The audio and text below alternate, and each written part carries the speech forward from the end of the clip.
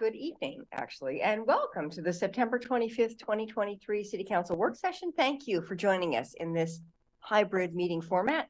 For work sessions like this one, where there is no opportunity for public comment, those wishing to access the meeting can do so by watching the live stream available on our website, the broadcast on Comcast Channel 21, or by calling into one of the phone numbers listed for this meeting on the public webcast and meeting materials webpage. And thank you again for joining us. And with that, I will call this work session to order, and I will turn it over to the city manager to introduce the first topic. Yeah, thank you, Mayor. Our first topic is all about transportation in Eugene, and I think Rita's going to kick us off with a presentation on the Move Huge project. Yep, thank you. Good evening, Mayor, city councilors. My name is Reed Dunbar, and I'm a senior transportation planner on the transportation planning team in Public Works Engineering. On my right is Rob Interfeld, and he is the transportation planning manager. We're going to talk a little bit about street trees tonight too, but I'm not the expert on that. So we also have the city forester. So we may be pulling him in depending on your questions. So I'm in charge of this too. There we go. So we have an unprecedented opportunity here with $15 million of funding. And it's $15 million that we haven't had before, quite frankly. And it's going to go a long way toward implementation of our city plans. Tonight, I'm going to talk about the requirements and what we did to get to this point in the process. And then I'm going to talk a little bit about the methodology so that you understand why the projects that were selected are on the list. And then we're going to talk more about the list itself.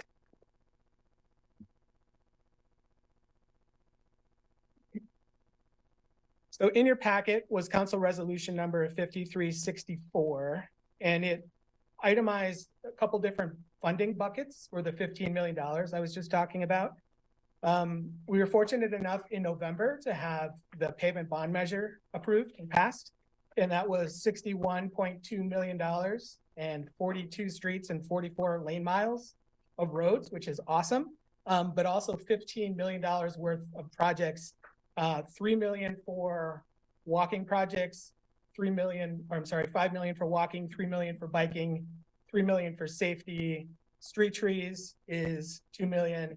And then there was $2 million, which was to be unprogrammed and set aside to leverage grant funding and to achieve economies of scale on some of our larger projects.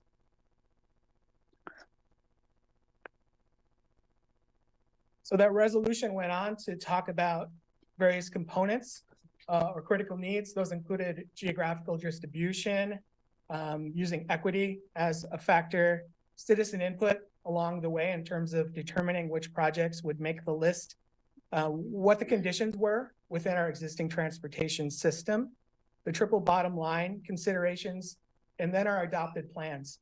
And specifically our 2035 transportation system plan that has a bunch of transportation projects in it. We considered all of the projects that were in that document.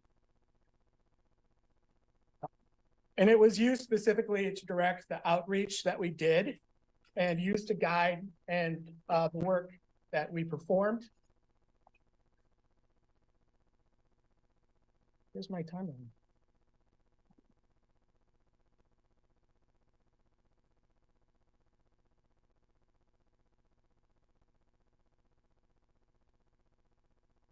Okay, here's my timeline.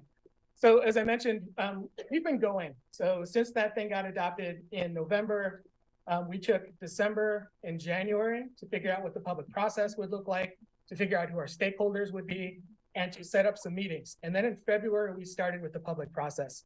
February, March, April, and May, we're out talking with the community. Right after May, we started looking at different criteria and figuring out what sorts of objective measures were available based on the data that we could collect in order to winnow that list down and to be able to prioritize the projects that it contained. And that brings us right up to about 2 weeks ago when we settled on a list, and it's in your packet tonight for conversation. You have the opportunity to adopt, or I should say approve, that list tonight if you would like to. Otherwise, we're going to come back on October 23rd, and that would be your opportunity to approve the list.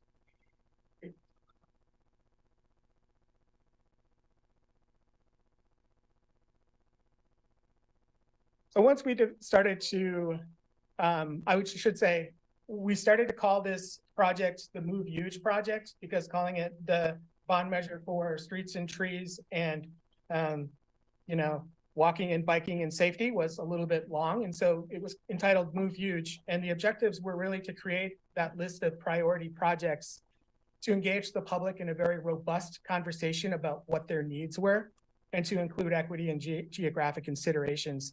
The results is the list that was provided in your packet. But I want to talk a little bit more about the outreach process. So as I mentioned, we spent a lot of time developing the process and we went to a lot of in-person meetings. And what we were asking folks specifically is, where do you currently travel? And what would make you feel safer? So both of those questions, we went to targeted meetings. Targeted meetings are meetings of folks that we don't hear from very often. So we went directly to the library and we talked with teens in the city. We went to the Eugene Downtown Station. We talked to transit riders about their experience. We did some listening sessions with some community-based organizations. We attended the Spanish Public Safety Forum and the Fix-It Fair. There was a BIPOC open house and we tabled at that. And there were also in-person events at affordable housing. And we also met with agencies that we work with quite often on transportation issues, including Safe Routes to School folks in both 4J and Bethel, Lane Transit District, and the Chamber of Commerce. There was a lot of social media presence as we were going through this process. If we were going to be in person somewhere, we let folks know that we were going to be there. And we tried to take photographs while we were there so that we'd have cool Instagram photos or posts when we were done. We also printed up a bunch of materials like bookmarks, and those were available at all of the bike shops. They were available at all of the community centers, and they were at the library downtown. We also posted some yard signs along the shared use pass system with a little QR code, so folks could run into the Move Huge sign and say, okay, I want to know more about that, and take them directly to the Engage Eugene platform. We also did a radio ad on KVRM, and we also had a print ad in the Eugene Weekly.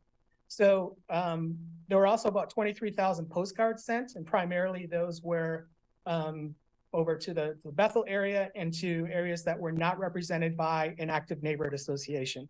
And if we were going to have a meeting, we tried to get out ahead with flyers and yard signs and things like that. So we got an awful lot of information. One of the tools that I think was really key in this process of identifying projects is an online map that we had, and this is a screenshot of that map. Each one of those little colored dots is a pin that somebody in the community placed on our map and said, I want this to happen, or this is difficult for me, or this is really great, or this is really, really not great. And so we collected 1,300 of those different pins, and myself and 2 other staff went through the list of 1,300 and winnowed that down to about 600 that were actual buildable projects. The project types that folks were asking for were like sidewalk infill was a big one, but also sidewalk repair. They wanted to upgrade standard bike lanes to protected bike lanes. Folks talked about the conditions of the shared use pass and that could be improved. Folks wanted to see flashing school speed zone signs, and we've done those in some schools, but not all of them. Street lighting, because it can often be dark at night throughout the city. And then traffic calming. So right in front of my house, it seems that people are driving too fast. And so we got a really robust list of projects based on that outreach. And so as that list is starting to get smaller and we're looking at what is buildable, we knew that we were going to have some criteria. And we wanted to make sure that the criteria that we used were objective, numbers based. Basically, it would tell us a score of a project, and not just my favorite or Rob's favorite, but like, what is the scoring of this project? And so there were a couple different topic areas that we looked at. Those include safety, travel demand, equity. In safety, which permeates everything that we do in transportation, we're really looking at crash data.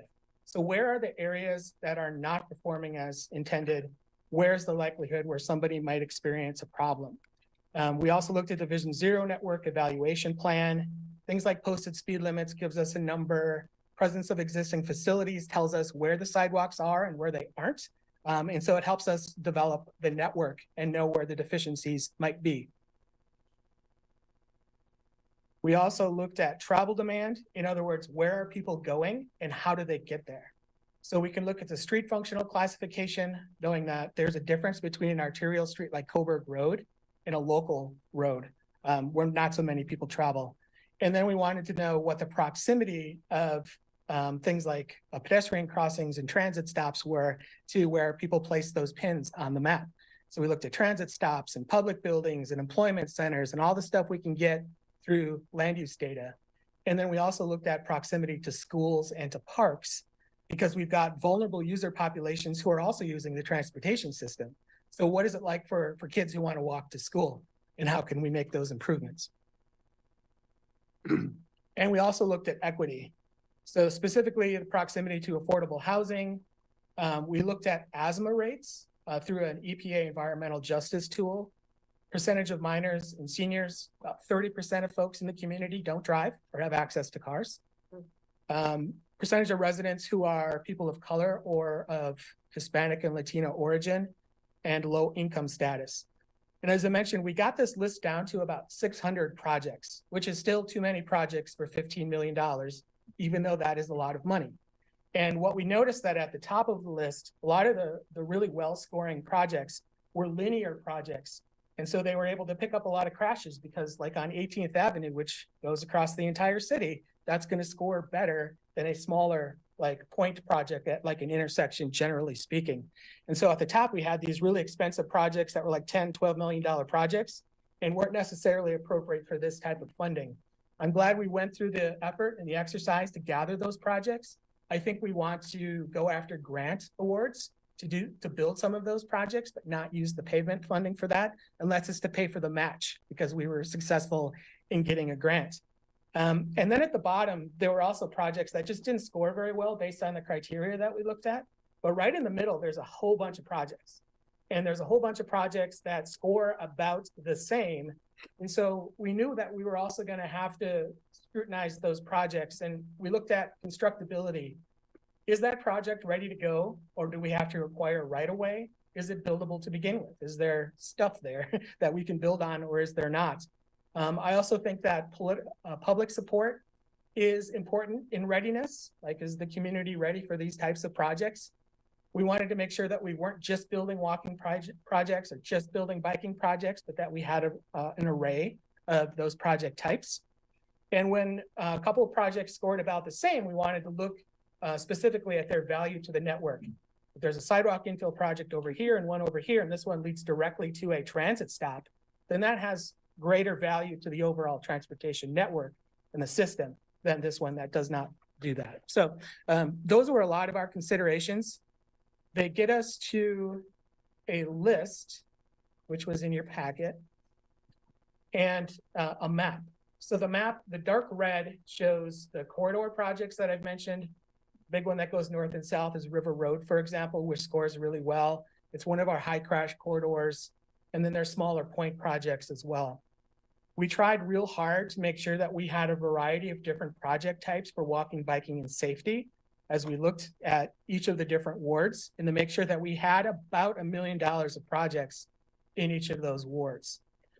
So we got pretty close to that in spending the $11 million. Remember, there's another $2 million for trees and another $2 million that's unprogrammed. So that leaves us with about $11 million of discrete project names that we wanted to identify. And we're aware that Ward 8 is a little higher. And there's a couple of reasons for that. One of them is the equity criteria that we used, scored really well. The West Eugene industrial area is over there, and there's a lot of transportation need there, even if there aren't folks living in that area.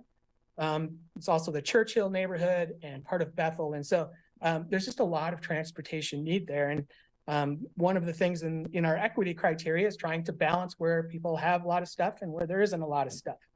So that's sort of how that shakes out. We also wanted to make sure that we were faithful to those buckets. And so 5 million for walking projects, 3 million for biking, 3 million for safety. Now we massaged the numbers a little bit, but like we're pretty spot on for that. And if we need to make changes, we'll try to get to that same accuracy again.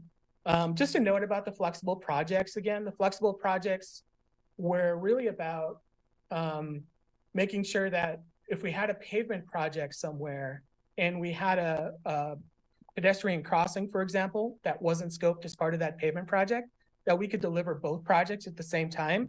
Our principal engineer tells us we can save up to 30% on that pedestrian project if we deliver it during a pavement project. So we wanted to save some money for that. And as I mentioned, we also want to have a little bit of money around so that if we're successful in getting some grants, that we have some money available to pay the match on that. So that's really the unprogrammed money. And this is the result of the Move Huge process. But there's also the street tree stuff. And so I've got 2 slides on that. And if you have any questions, Spencer's here too, the city forester. So there's about $2 million available. And they've divided those into tier 1 and tier 2. Tier 1 is really planting and establishment of street trees.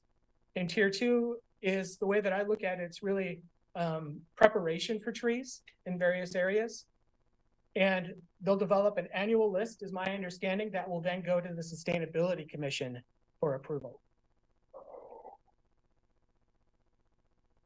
They're also looking at a variety of criteria, just the same way that we did in terms of geographic distribution, looking at adopted plans, and then the triple bottom line approach as well. And then they were also looking at some additional data that can be used, some objective criteria. Those includes things like average temperature, like where are the heat islands as a result of not having tree cover, household income, and so on. So that's a separate process from the Move Huge process, but it's all sort of the part of the $15 million bundle that we have as part of these funds. Lastly, I just want to say that, again, I think this is an unprecedented opportunity for us to build an awful lot of cool stuff, and I'm very excited about that. We're going to get stuff in every ward. People are going to see stuff happening, and it's going to be stuff that they've asked for. And so it's us directly responding to data that we got when we went out and asked folks what they needed. We also would like to know what additional direction you have for us tonight. And you can choose to either approve the list as you have it now, tonight, or wait until October 23rd, which is when our next meeting is. And I sent everybody an invite to come talk to me specifically about the projects on your list. If you want to do that sometime between now and that 23rd meeting, absolutely do that. I've talked with Councilor Leach already about her list, and that might be a good idea if you have questions about that. Thank you very much, Reed. I'm just going to add a couple of clarifying things. When Reed said about massaging the numbers, I just want to clarify there are certain kinds of projects that could fit in more than one category. So like say a safe pedestrian crossing could be a pedestrian project, or it could be a safety project. So that's how we, how to make it work within the different categories. The second thing is this list is not set in stone. So it may make more sense to have an offline conversation about making changes within a ward, or, we can talk about that. But, we definitely want your feedback. Okay. Thank you. That's very helpful. I just have to start out by saying, Reed, your enthusiasm for this is so obvious and palpable, and it's really fun. And then I'm so excited by the choices that you made around community engagement and how you got out to the community, and that interactive map is really terrific. And I'm waiting for counselors to wave hands. Okay. And I heard you correctly that you said that 30% of Eugene residents don't drive. That's an impressive statistic. Yeah, when you think about folks who are either too young or too old, or Right. just choose not to, Right. more than Right. you think. Yeah, it's more than you think. I mean, it's a big number. Okay, thank you. I have Emily and then Randy. Thank you, Mayor. What a great presentation, and a great packet. Nothing was a big surprise. But it was very clear, and also your enthusiasm is really refreshing because we have a lot of tough problems.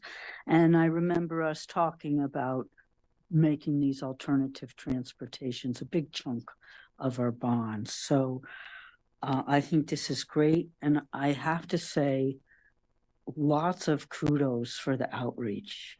I'm really impressed with how many people you reached and how conscious you were of reaching people who aren't always forthcoming. So this is a project that will affect everybody, and especially our 30% that don't drive. But many people who drive also walk and bike. So I think this is really a community-wide effort and really great things that are coming. And I'm excited that we can do this in response to the bond. I think the information is very accessible.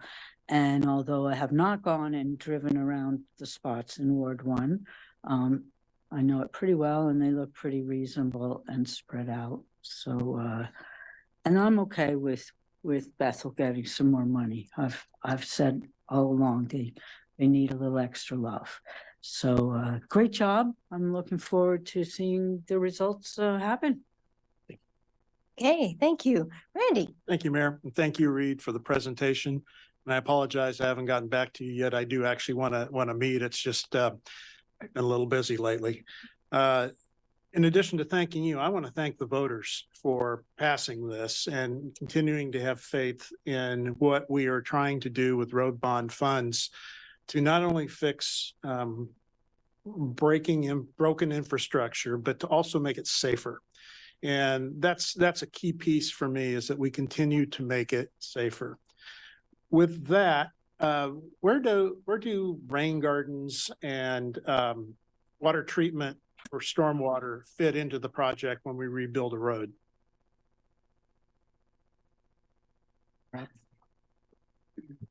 a good question. I'm looking at Jennifer Willer. We do build them as part of some of our paving projects, but I think Jennifer could maybe speak to when we choose to do that. Got it. Yeah, the kind of the criteria.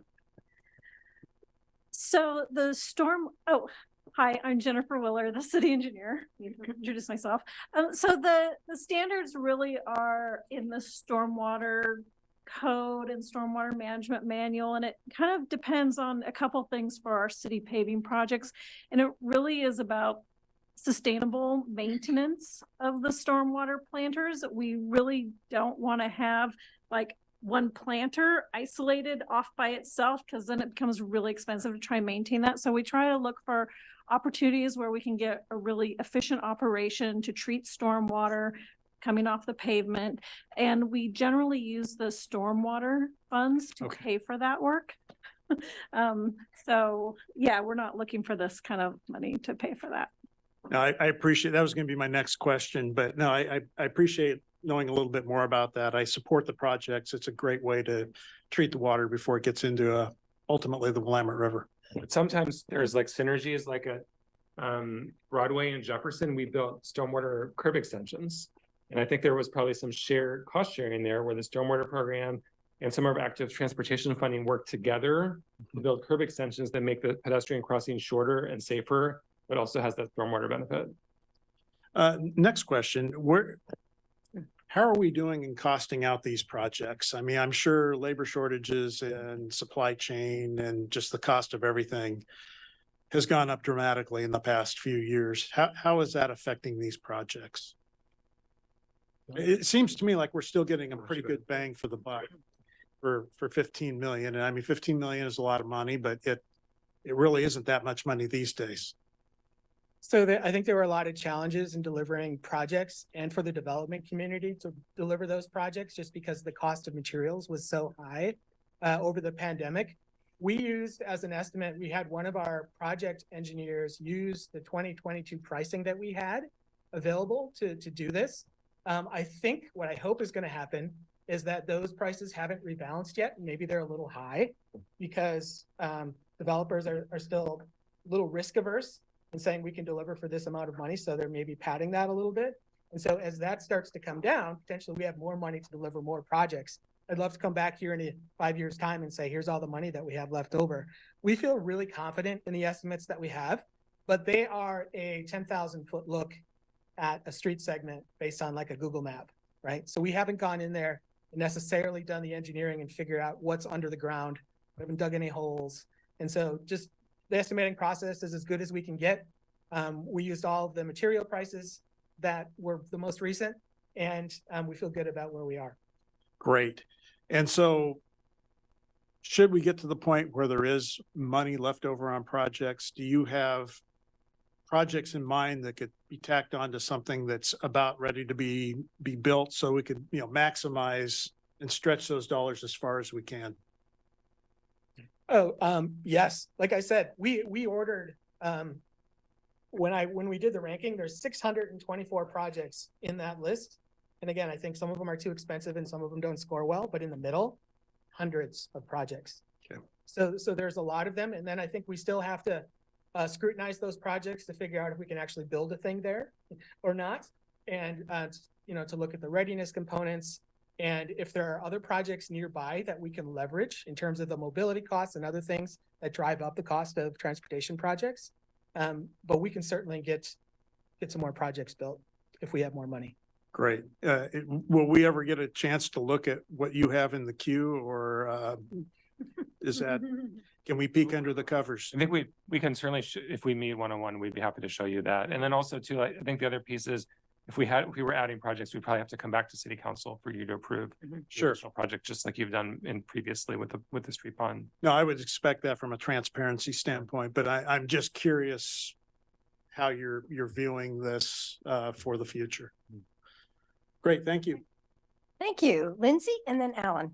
Yeah, thank you so much. And I did have the pleasure of meeting with you this last week and go over each of the projects in Ward 7. And it's just incredibly exciting to get to see areas that I know could need some improvement on that list, ready to go potentially in as soon as a year and a half or so.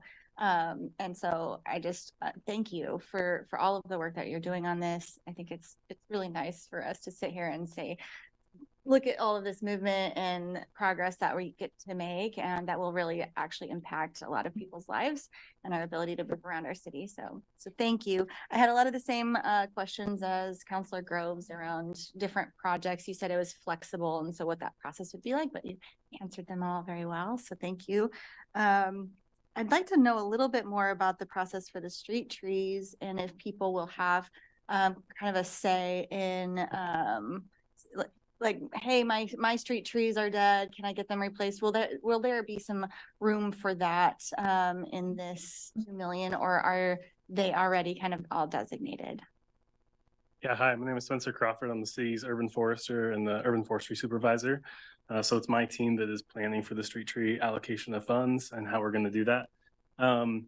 So as of right now, we're more kind of planning via these key indicators, right? Like we talked about a little bit of average temperature, household income, vulnerable population, health indexes, and then looking also at like where are trees thriving in the city, and then what kind of communities are really struggling, right, to grow trees or to have really young trees or having premature die off from a number of factors, right?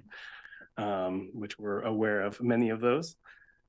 So for right now, we're planning to do these larger section projects. It's challenging, similar to the stormwater planter conversation we had of selecting these one-off sites. We can do that, but it just costs more to make that practical.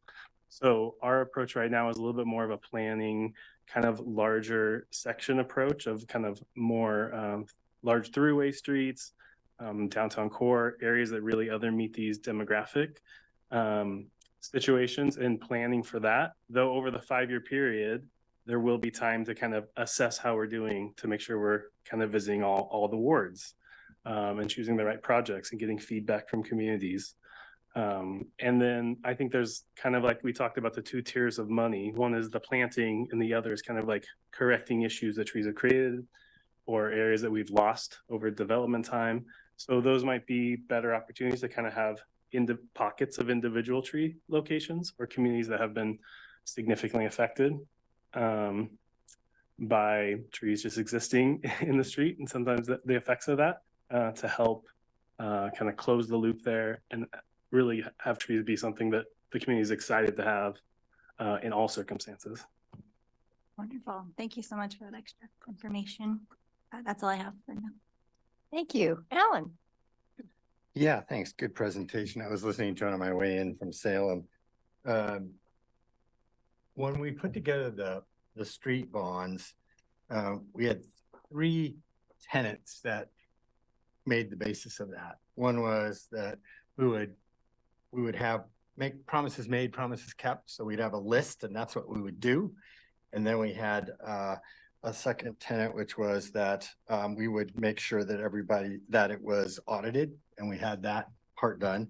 And then the third tenet was rough equity, so that everybody in the city benefited roughly equally. And I assume that since this is street bond monies, that criteria would also apply for this group of projects as well. And I was surprised to see such inequity in this. If you could pull up slide 15, I was quite surprised to see one ward at 3 times as much as the other wards in terms of numbers of projects and dollars spent. So that rough equity criteria just kind of disappeared. I'm wondering why you chose not to incorporate that and ignored that as a criteria in selecting these projects. Okay. I guess I would say that at least from the staff level, we interpreted that geographic distribution as to be one of several criteria that we should use in addition to equity, social demographic equity, the kinds of things that Reed talked about. So we didn't see that there was that direction to exactly evenly distribute to each ward. But it's been absolutely clear for the last, how many road bonds have we done? 4? Every single one of them has had that criteria in it, and every single one of them had rough equity among the different wards. And this is a big departure from that. I'm puzzled by it. I didn't understand why you did that. I mean, just so you know, so this is the 4th street bond. In the previous ones, I don't know that we've even analyzed the pedestrian and bicycle spending by ward. Not to say we shouldn't have done that, but we didn't, I don't know that we ever received that direction in the previous street bonds, that there had to be that kind of strict dividing the city into 8 wards for that walking and biking funding. Well, I'm surprised by Maybe that we did that. Reed, can you just go back over why the Ward 8 number? I heard that part. Okay, Yeah. I think that was the reason why. And I think, again, this is a proposed list that can be modified and changed. Yeah. I guess I would just say one more thing, as you know, since you served on the MPO for many years, we have sort of a whole suite of funding options available to us. So for an example, we recently completely rebuilt the South Bank path, which is between the Frohnmeyer Bridge and the downtown riverfront. But one path that we've been talking about for years that's been neglected is the Roosevelt Path, which is on the south side of the Bethel neighborhood. It's in Ward 8. So there's a significant amount of funding we're recommending both to rehabilitate the Roosevelt Path and to light it, because a lot of our shared use paths, like the South Bank Path, the Fern Ridge Path, a lot of the river path have lighting on them. And when we kind of, this was a whole process that we worked through on our team. And earlier iteration, we actually had a lot more money in the Roosevelt Path to fully light it and repave it. And we were like, wow, there was even more money going to Ward 8. And we really dialed that back. And we won't be able to do all of it on the Roosevelt Path. So that was just some of the struggle we were having. And I just wanted to, I know it doesn't really answer what you're asking, but I just wanted to sort of shed some light on how we were kind of looking at that issue. Yeah, I understand what you did. I don't agree with it. I didn't think we needed to be explicit that this was a dramatic increase in the amount of project funding for bike ped and pedestrian, bike ped and transit. And I didn't think we needed to be explicit when we increased it that much. It wasn't an amount of money that in past that warranted that kind of attention, but now it is. I'm not sure I can support this given that doesn't comply with that, what I thought was the original tenet that Councilor Bettman and I both put together to make sure that we had an equitable street bond funding that went across the city in terms of benefit. I hear you, Councilor Zelenka. One more thing, not to belabor the point, but in the language of the resolution, it was geographic distribution and equity. So as Rob and Reed said, knowing that some areas of the city have had more transportation investment in the past than maybe the need that's there. But one thing I want to highlight is that also a number of these projects, even though they're in a particular ward, are really regional. amenities or paths. So that's another piece I think that shows up in West Eugene, including a number of improvements to the Fernridge path, I believe, crossing streets. So there is, benefit to a regional system and not necessarily, it just exists in awards. So that's another piece that played into how this list came together. Right, and what I took to mean by that in the motion was equity among the different wards, as we had been doing the last 15 years on the street funds.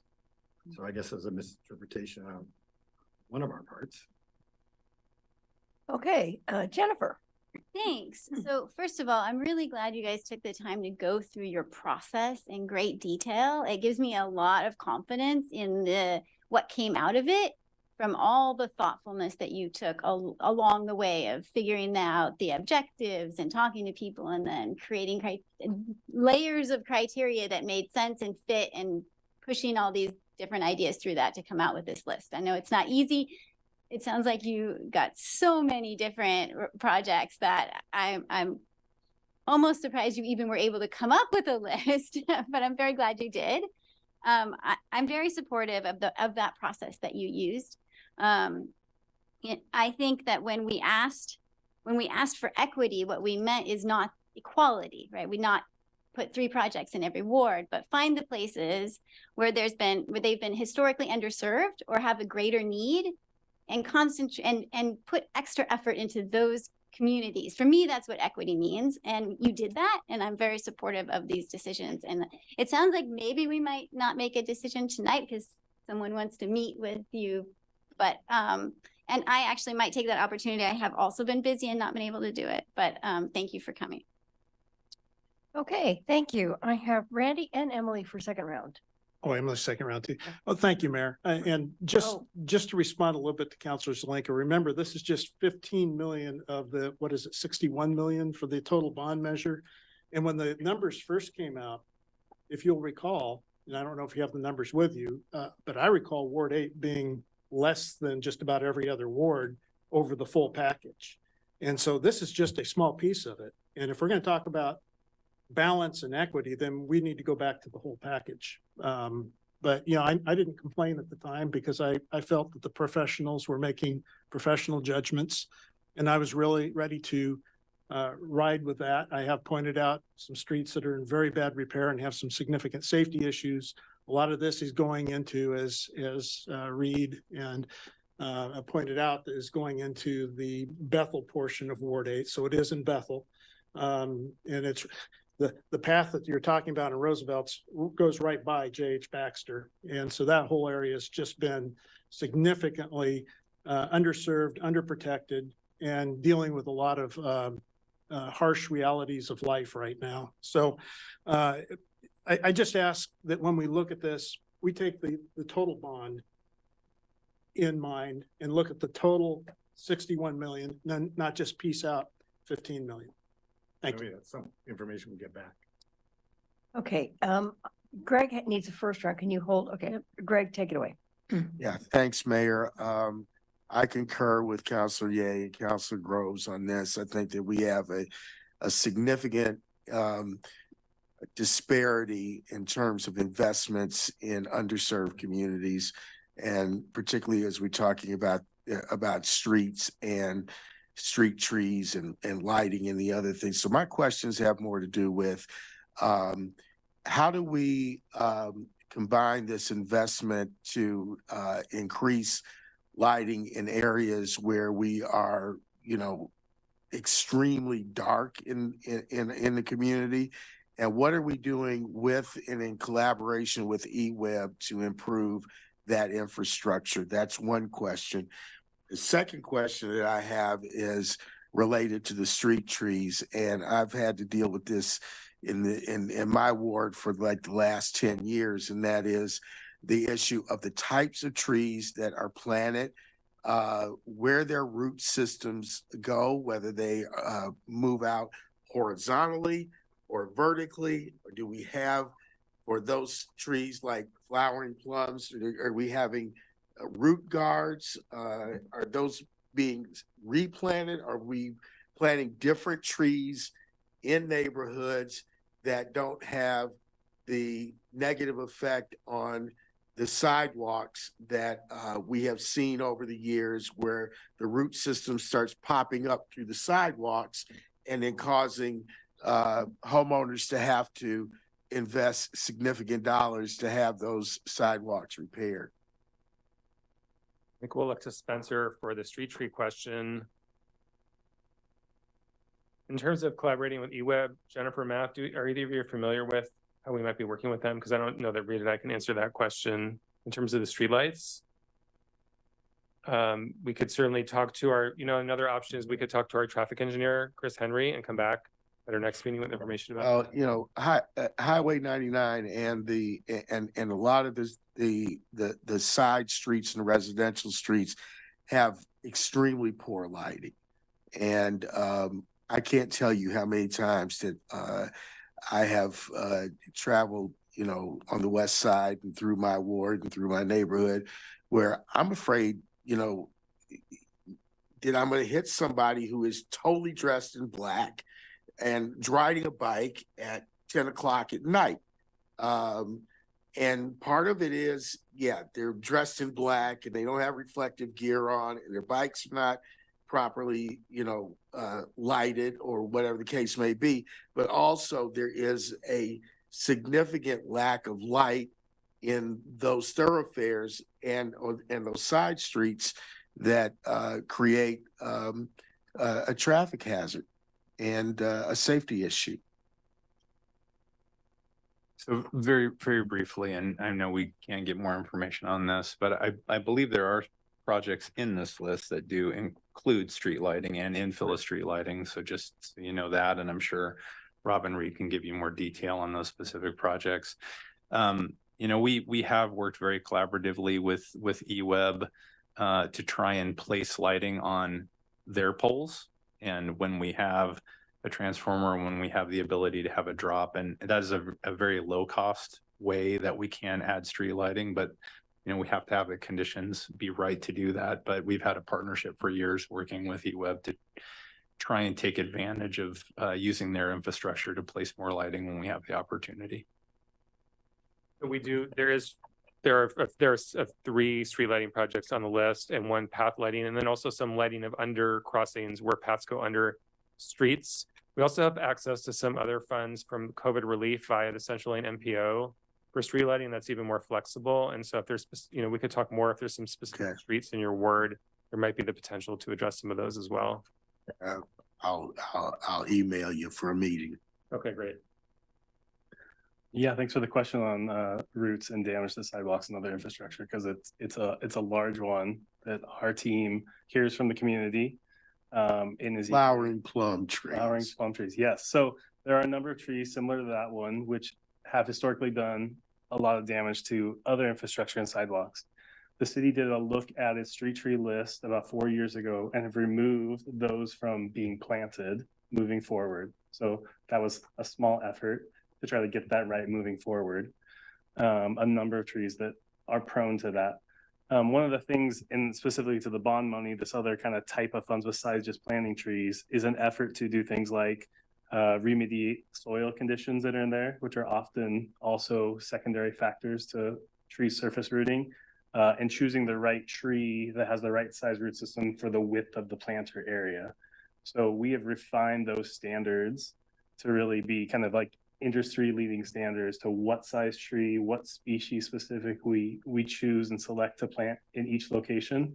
So not only are we choosing areas of the city to plant, but we're vetting each individual site for conditions like soil, lighting, size of tree, the potential impact to the surrounding system. So those are all considerations. That doesn't mean that there still won't be issues that arise from that. So I think we are attempting in these planting projects to kind of improve all those, kind of select as best we can, improve some of those conditional factors to help prevent that, knowing that, right, especially if we're going to be in community, less financially strong communities, then those communities have even less ability, right, to pay for replacements. So it is a thing that I've been talking with my team a lot about, how we make an impact here. There's some more conversations to be had about code and some other things around this issue. But in terms of like these dollars and how we're trying to make an impact difference so that, like I said, people can be as excited about trees as we are, and that they can make meaningful impact on the community. That's how we're trying to do it. So are there dollars in the bond to do any kind of remediation around existing trees that have root system issues and root system problems? So yes, we have outlined in this money the ability to use resources for that, financial resources for that. So some of my folks have. yeah. So, and I think that in terms of like some of these more one-off situations, like we were talking to before, I think there are neighbors who are having this more prevalent, and it is something we're interested in looking to have dollars for.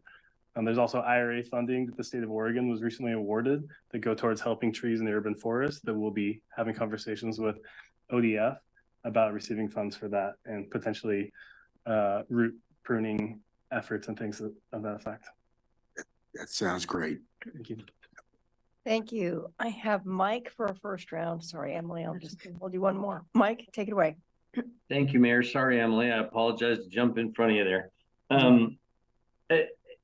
I noticed the big red line down Coburg Road, or excuse me, River Road, and this is a very strange question for me. I want to make sure I phrase it right.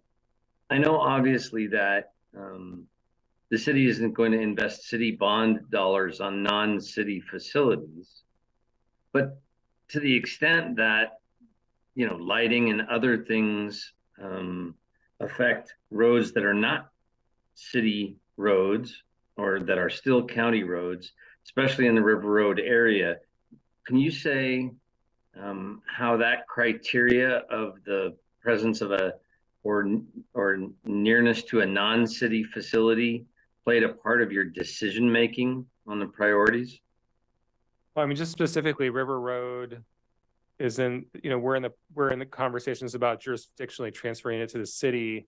Also, we do have street lighting recommended for River Road. We won't be able to, looking at where can we infill gaps in street lighting or maybe upgrade some of the street lights on River Road to LEDs. And did you want to say more about that, Reed? The county? No, actually, I'm asking, I apologize. I'm asking more about the decision making. Did the number of city residents who will pay the bond versus residents who won't pay the bond play into the decision making about where to spend the money? Whom would benefit from our spending it? We didn't really get to that level of analysis. And, you know, as you're aware, wards, I don't know the ward numbers, but your ward and Councilor Leach's ward have a sort of a patchwork. And we look at how are we kind of look at the whole community. So like one of the projects that we put some additional funding into, which is a project that already has funding, but we were concerned that it wasn't fully funded, is the West Bank Path extension, which is going to extend the Riverbank Path to Madison Middle School and the new Santa Clara Community Park. So we didn't really look at, you know, do people live in the county or the city there? We recognize that's an important community destination for all of Eugene, that new park, and that's an important school for our community. It is, and more as someone who represents folks, you know, in Northeast Santa Clara area, I want to see them get the full benefit that they're entitled to as well. But I also know that that's occasionally the sort of questions that I might answer is what a city resident might expect to have benefit from as opposed to a county resident. And again, my question was just, did that play into your thinking at all in deciding what you were going to build and where? So Councilor Clark, I kind of related to your question and where you started when you were talking about River Road. I did want to just highlight that we are in the process of jurisdictionally transferring all the River Road section that's in the city limits. And then I think that you have an agenda item coming up here pretty soon about the annexing the rest that's in the urban growth boundary that's all been upgraded to urban standards. Right. So I'm not hearing that played a big part of the consideration. Am I right about that? It was not an explicit part of the evaluation. Okay. Thank you. Okay, thank you. Emily, thank you for your patience. Thank you. Just quickly, what Jennifer and Randy said, we're one city. I don't stay in my ward. I travel to other wards, and I assume most people don't stay right in their ward. And we don't have equity among all the wards, and it's something that's one of our goals. We talk about it quite a bit. I don't think all the wards started out in the same place. Some have older sections, so, you know, do we need to make up for that? But I don't know that every single thing we do needs to be exactly the same for each ward, because each ward isn't the same. So, let's think about equity and let's keep traveling to other wards. Thank you.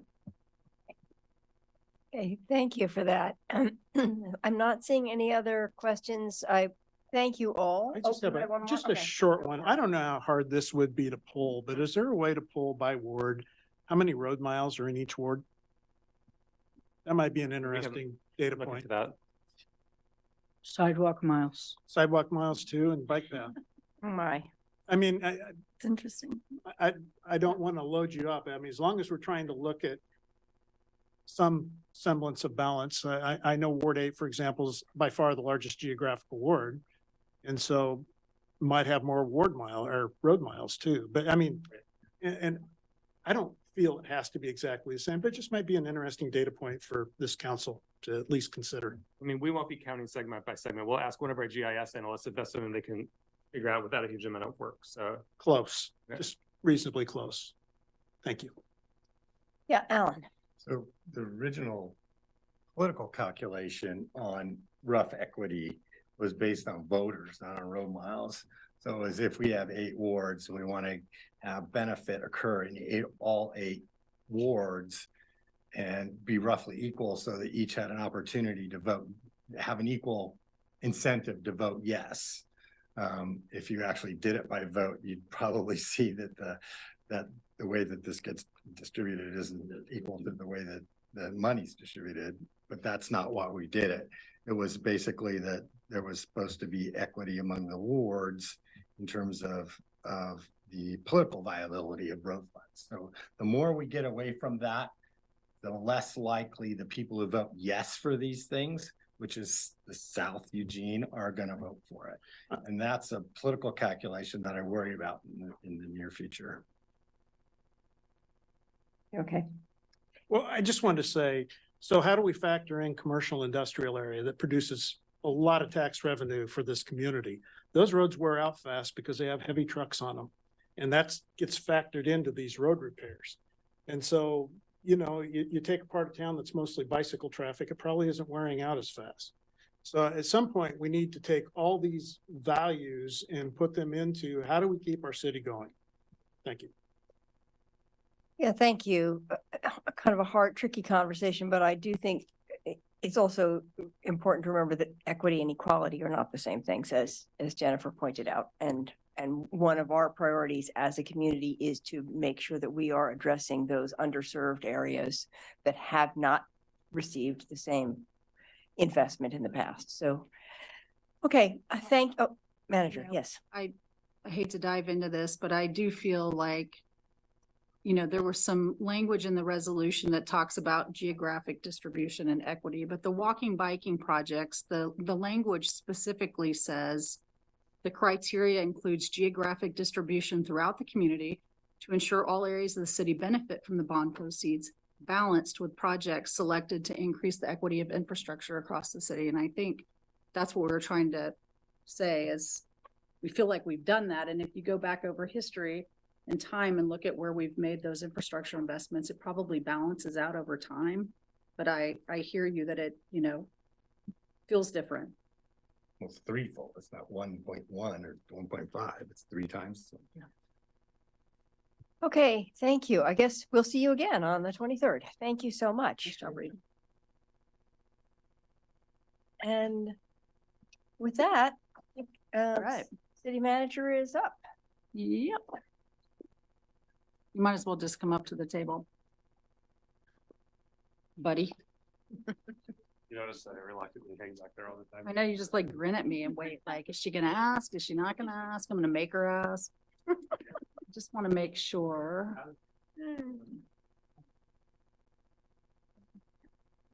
All right.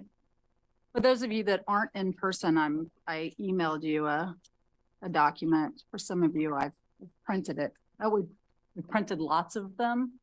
Under leftovers. Right. So I'm going to give you an update. So this is the city manager update, and I'm back as you requested to talk about what's happened with the Peace Health University closure since we spoke, I believe a week ago, maybe 2 weeks ago. So the last time we met, I gave you an update and shared information about the request that Peace Health has made to the Oregon Health Authority that really stated their understanding of the regulatory process and generally talked about the waivers that they were requesting and a timeline they were requesting related to their proposal to close the University District ER on December 1st. And as you know, there were some things related to that, like keeping a waiver to keep the behavioral health Johnson unit as a standalone, a waiver to move the beds from the University District to Riverbend. So there's a number of things in that.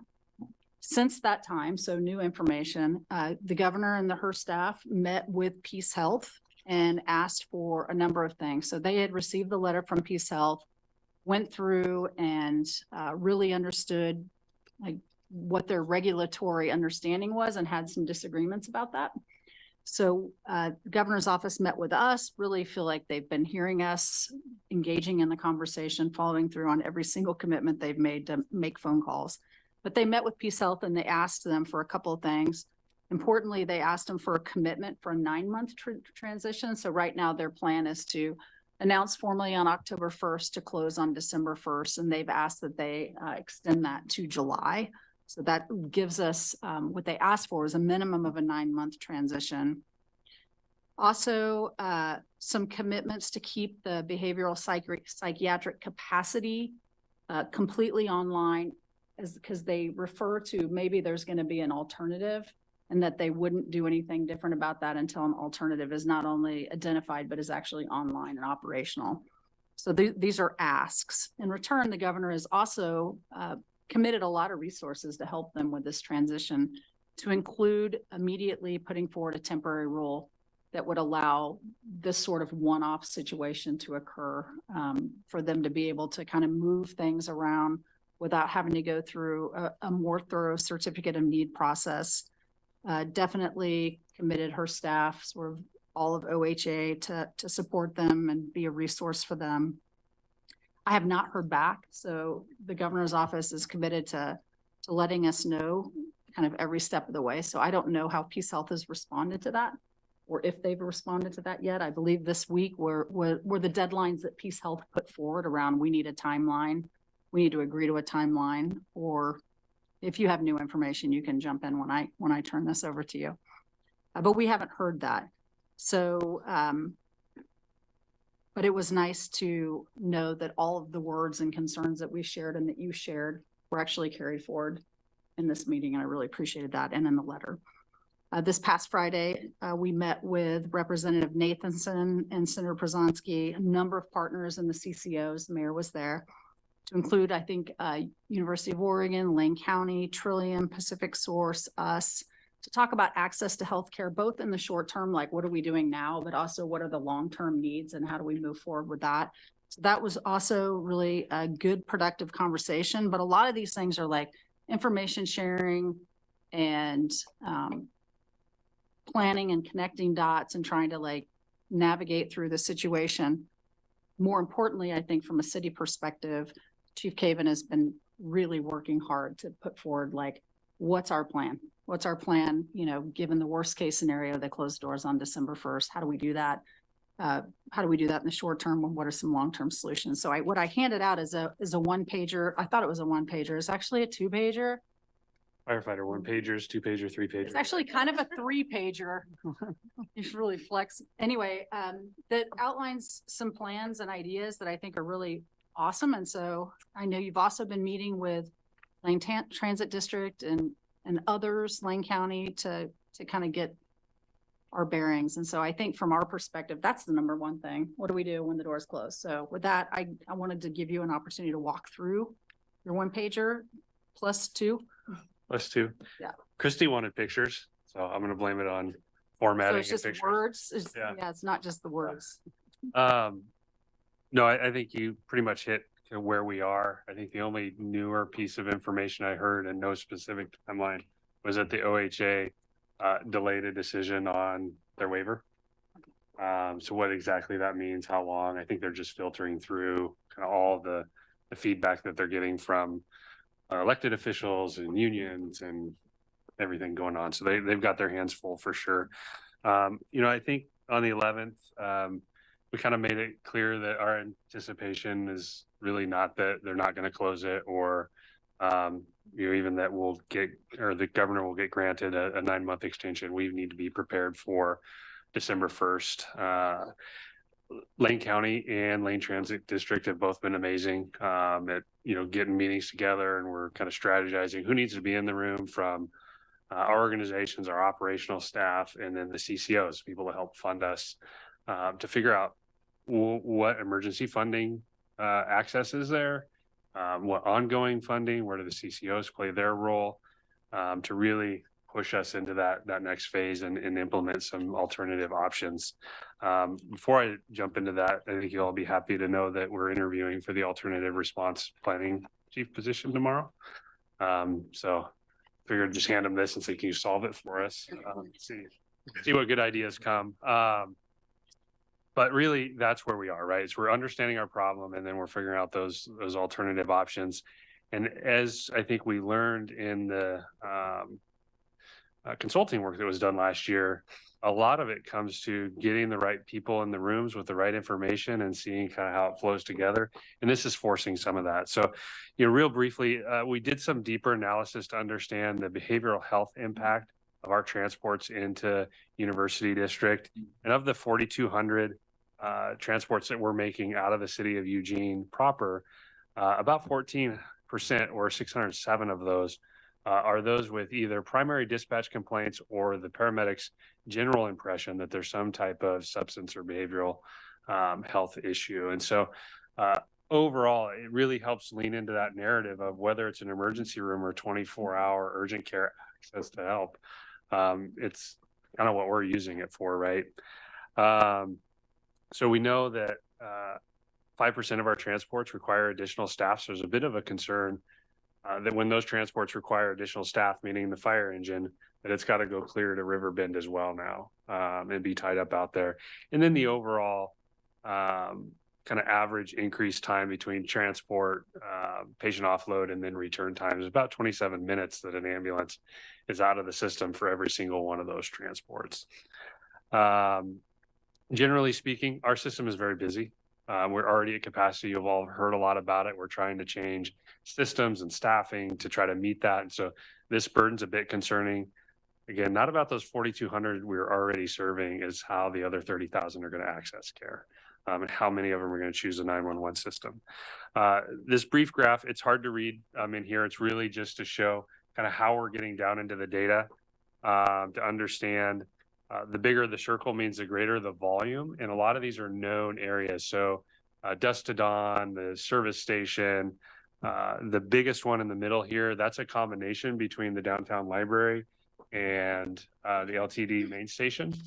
And that really helps us understand, is there work that can be done before the 911 system is activated?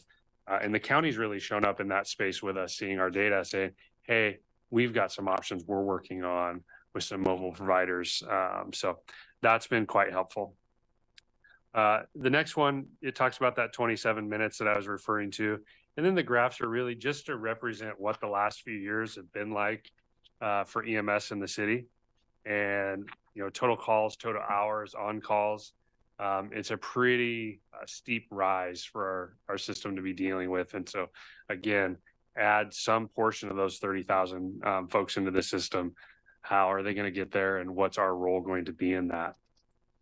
As far as addressing the access to care, first thing we're hoping for is the flexible timeline, right? That the governor's requests and some of what she's looking to give and assurances might help us give us better time to plan versus just throwing the quick response surge staffing in those immediate hours following December 1st. A commitment from Peace Health to reduce the APOT time, or the ambulance patient offload time. You all heard a lot about that. We approved fees. Our first quarterly fee will be analyzed and invoices created in October. I think that that's going to be something that we can leverage, not just to find the hospital, but challenge them to invest in systems that will prevent an APOP problem or them holding onto our ambulances. Shortly after we met with you all a couple weeks ago, one of our ambulances spent almost 4 hours on the wall in the middle of the night. That's when total volume in the hospital should be down. And so that's a hard thing to do when you're already busy and up all night, is to stand on a wall with somebody, not getting any rest. And so that's important. We really need them to commit to maintaining that behavioral health access for our community. I mean, it's paramount. And we've seen city, county elected officials, kind of everybody recognize that's a crisis for us. And to lose that, we got to be really cautious in how we present ourselves in this discussion. Expansion of urgent care services up to 24 hours. There's already some ongoing talks on how to incentivize just increasing hours in access in the immediate hours and really testing that out. And then again, keeping UD open for those critical behavioral access. Immediate service stabilization needs. We're looking at staggering a couple different peak hour ambulances, costs about $2 million a year to do it. And that's targeting towards those highest demand areas when and where we need them, only because in the immediate hours, we're going to be relying on overtime to staff that. Ensures that the community has less of an impact due to ambulance availability. The addition of the peak hour community response unit, that's something we saw get replaced by stabilization for an engine out of the CSI in the budget process. That's a critical triage component out in the field. From when this was drafted, we've had some conversations with the county, done some extra work to look at ahead of field triaging. Does a nurse, they're not calling it nurse triage anymore. It's nurse navigation systems, but there's some of them that are proving very effective. Vancouver, Washington, Seattle, and then up in Canada. And so we're tracking that, figuring out how to implement that in the immediate phase. And then who might fund that? County, Peace Health, somebody in that space. And then, we're also in support of, when we're looking for these funding asks, that LTD as a part of that safety net for transport is able to access dollars as well. Mid long-term needs, partnering with Lane County to deploy advanced practitioner unit. We talked a little bit about that when I was here last. That conversation as the county looks to stand up a walk-in clinic staffed with this type of providers and the depth of that workforce might be a unique opportunity, either assist them with our data to deploy out in the field, like that graph on the front page, or partnering with us to be a part of that response system. So those conversations are ongoing. The nurse triage system, so it's here in the mid and long-term needs. We're kind of like, after those conversations, look to advance those to more immediate needs so the community has access. And then legislation allows us extended transport options. Again, the county's there with that walk-in clinic, thinking about how we can engage the CCOs, that if we can't take them to an urgent care, that maybe we can take them to that clinic. Then alternative transport solutions across the board, whether it's secure medical transport, ride source, other opportunities that don't look like kind of the most expensive service out there that we're providing. And then, as we think about the new station that we talked about in the budget process, being the core, the hub for alternative response deployment, right? And so imagining, as we think about what that building might look like, what it's equipped to do, fitting in this new need the community might have. The key, though, is just being it's future ready. None of these things that we've talked about today are things that we haven't considered as a fire department in recent years. But this is just kind of fast forwarding that implementation and proof of concept. I would say the biggest mission for us right now is just striving to find where does that immediate emergent funding come from. When we see a disaster declared, right, it opens up a funding source that we can get reimbursement from, and we get really creative when we're not worried about the bottom line to get there and solve it. And some of those questions are being answered over time as we work through this. So. Update. Yeah, thank you very much. Are there, Randy, a comment, question? Yes, thank you, Mayor. Chief, thank you very much for this information. I know you've been working hard on this, and I know that there aren't any easy solutions. I'm very concerned about that wall time issue.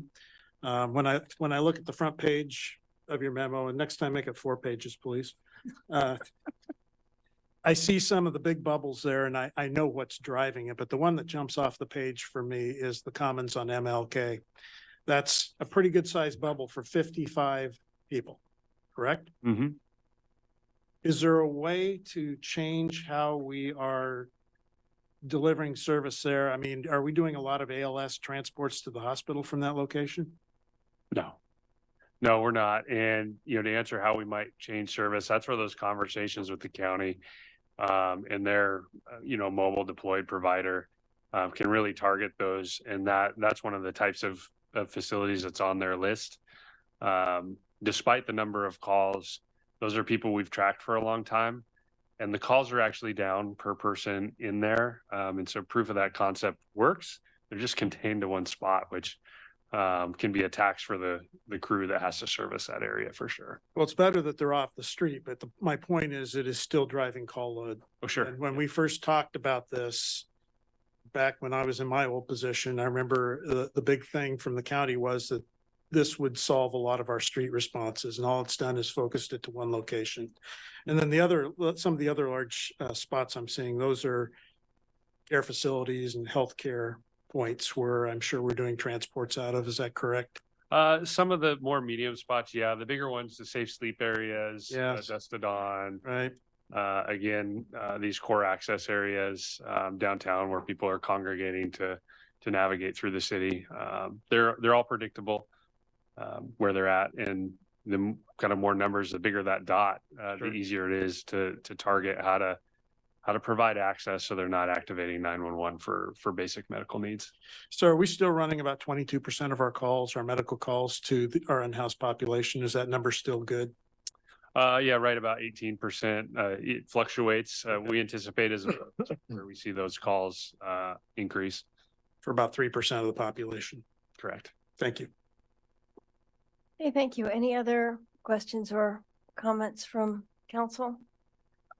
I just want to, I'm repeating my appreciation from the last time you presented, but I did get a chance to attend the meeting last Friday, and I just want to appreciate again how well prepared you are actually to respond to this particular challenge, because you've been thinking about so many of these things, and I was, appreciated your dialing it in the meeting last week about this is about capacity to do it. We have a strategy to do this, and it's figuring out how we're going to leverage the resources to make it happen. So just really appreciate the work you've done on this, Chief, and this report. Thank you. And Alan. I don't know if you have this number, but 4,200 were on average per year, I guess, and 86% of those are regular service at the emergency room. 607 were behavioral. So what does regular service mean? And do you know what percentage of that would be life-threatening? So nothing we would transport to University District would be categorized as life-threatening.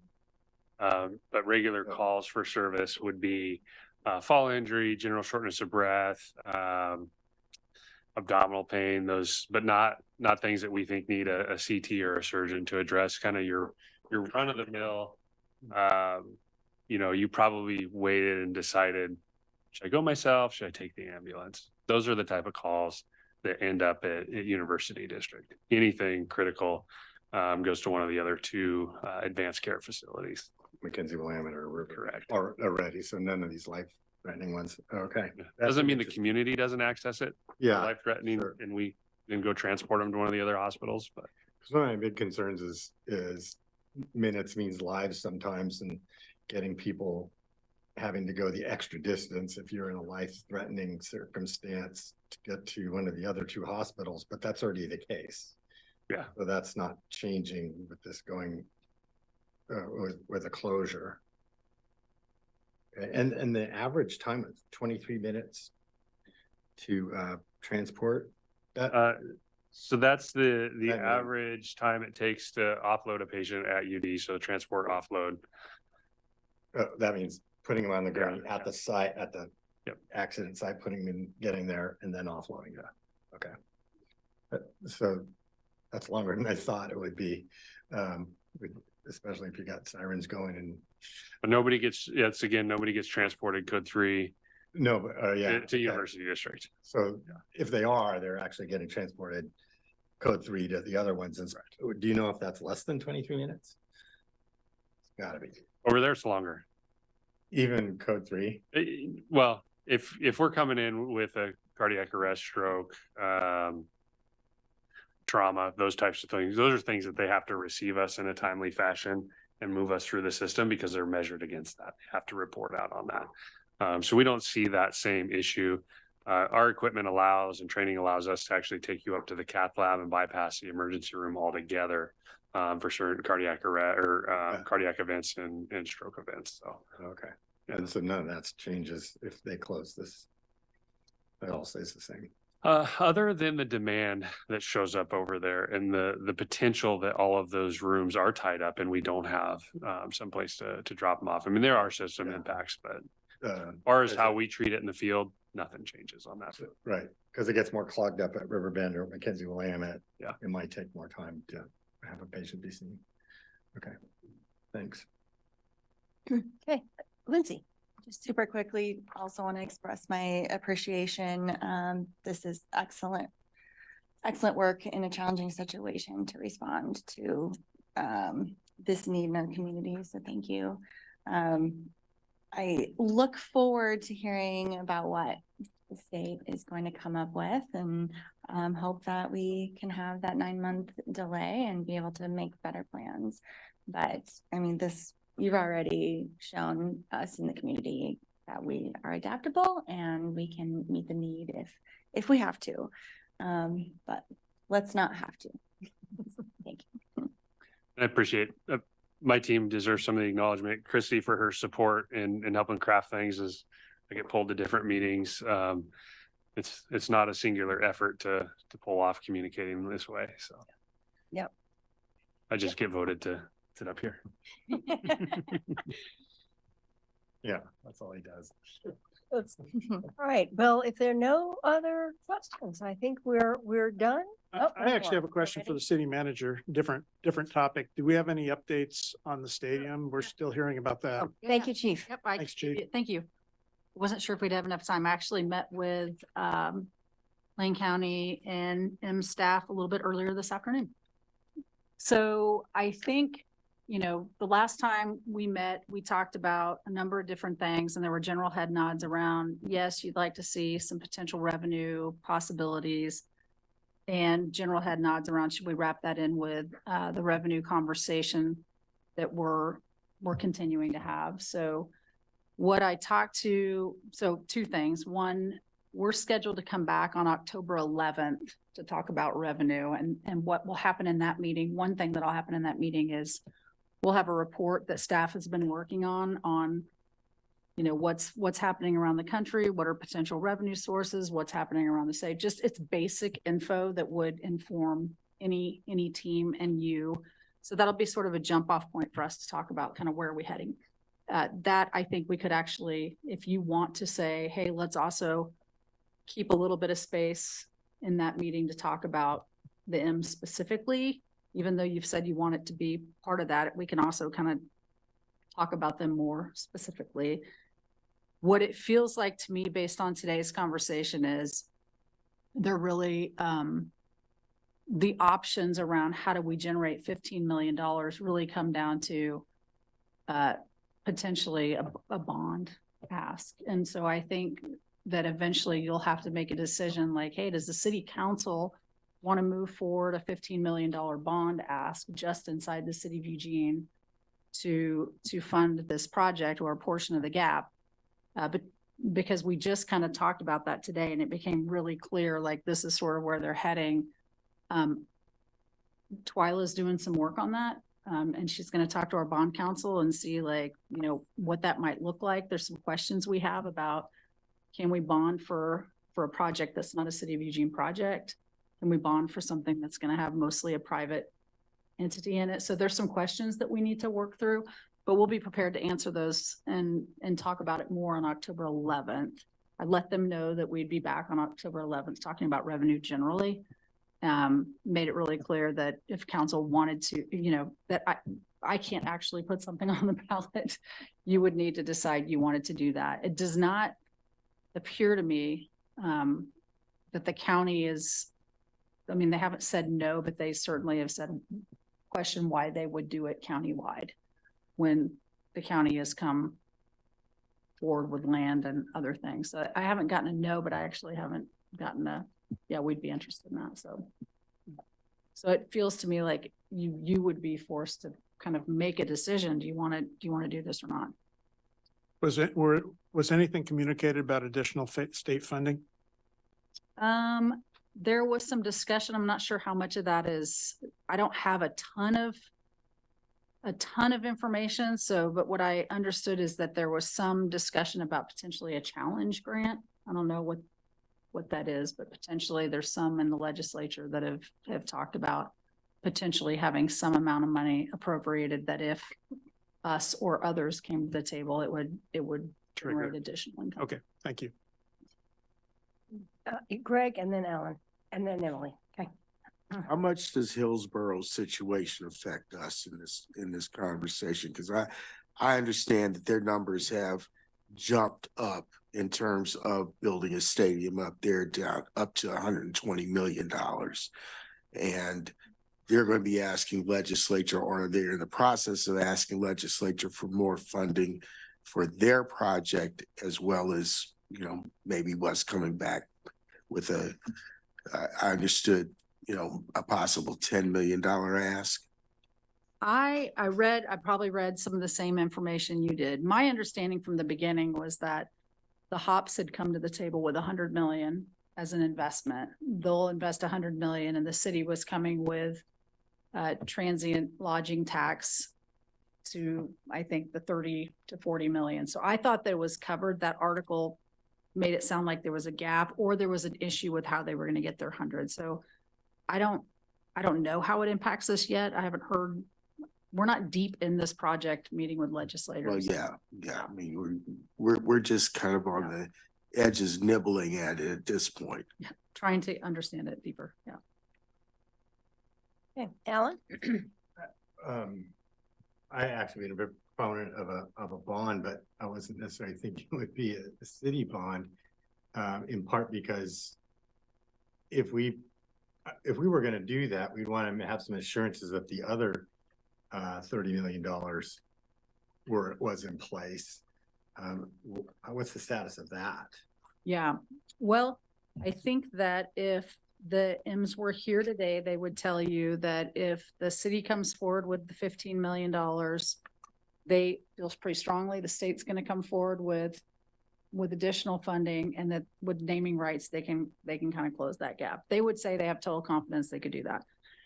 What I would tell you is, if it's legal for us to do a bond for that amount, you don't actually have to levy it. So if the voters approved it and they weren't able to fill that gap and the project fell under, we could just not ever do that and kind of return it back. What I'm saying, like, getting the approval doesn't mean you actually have to do it. But is the timing work? I mean, putting out a bond wouldn't be in November. It would have to be in May. Yeah. Isn't that way too late for us to get a permit of, and secondarily, the M's are actually not putting up any capital into this. They're prepaying rent. And naming rights is somebody else paying for it. Are the M's going to put up any capital dollars for this? I don't have their dollar amount right in front of me. They are putting some in. I just don't remember what the number is. That would be a good question for us to just follow up. Like, what is the answer to that question? What I learned today is when the county paused their project for 6 months, that sort of set this February timeline. And based on what I heard from Alan and the owner today, if they knew it was going to be on the ballot in May, they would be working with MLB to try to get that to be okay, but that's the best I can share. Yeah, Greg. Oh, wait, hang on. I've got Emily first. Thank you. Alan pretty much asked my questions. I don't see any reason to look for 15 million if they can't make it work with that 15 million. So thank you. I mean, one thing about asking for a bond is we've asked the voters yet again to give us more money for something. And if we then don't use it, we've used up some of our ask for bonds. People go, oh, not again. So I just want to be cautious that if we sacrifice, that it's actually going to go forward. Thanks. Yeah, Greg. I asked this question before, but I'm going to ask it again. Have the M's shared their quote unquote business plan or pro forma that they've obviously had to share with the county to get them to pony up? I haven't seen it, and I don't know, Matt, if we've seen it or if Denny has seen it. I'm getting a no. So if we have, I will correct and come back to you, but no. I think that we should see, what the investment is, where the money is going, and what's going to be our return on investment, and what agreements that we will be able to extract from the team about how long they stay, if they stay, whatever the case may be, because, things could go sideways really fast if, with a situation as this precarious as it is. And that makes me a little bit nervous, particularly when we're looking at a shortfall in our general fund budget coming up over the next year and a half. I think I need some more assurances that we are very clear about if we're going to bond this money, and if the voters approve it, how's it going to be spent? What's going to be the return on investment for the city? And, what is the length of time that we're talking about in terms of the commitment of the team to the community and the area? Yeah, There's a lot of questions that are still in my mind that need to be answered and aren't answered yet. And I would strongly encourage the M's to be as transparent as possible with us in terms of asking for that money. I was just going to say, part of the benefit of you talking about this on October 11th is, as you start to think about all the things, it could be that you have another item you want to put on the May ballot related to revenue, and you want to be thinking about those pretty holistically. I mean, we're not exactly flush with cash. Mm-hmm. Yeah. Well, thank you. Thank you for lobbing the question. Yeah, thank you for the update on that. And we'll look forward to having that conversation on the 11th. That'll be, I think, really helpful. So thank you. With that, we are adjourned.